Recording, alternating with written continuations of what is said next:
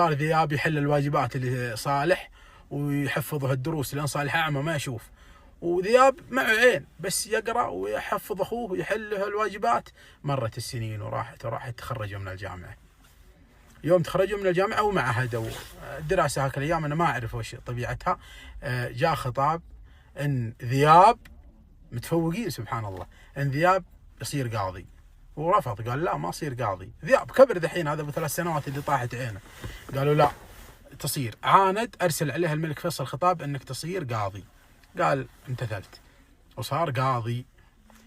أخوه تخرج وصار مدرس والتحق بالجامعة الإسلامية وأخذ الماجستير وأخذ الدكتوراه، وصار في مدرس في الحرم من يمكن من 40 أو 50 سنة وهو مدرس شيخ في الحرم يدرس إلى الآن، ومدير الجامعة الإسلامية أو نائب المدير الجامعة الإسلامية في المدينة، أو إنه مدرس فيها ما عندي المعلومة، لكن منصب كبير. شوفوا سبحان الله من تحت الصفر، ما هم من الصفر، اللي من الصفر اللي مفتح، لا هذا اللي من تحت الصفر الله سبحانه وتعالى رفعهم وذاهم أعلى المناصب.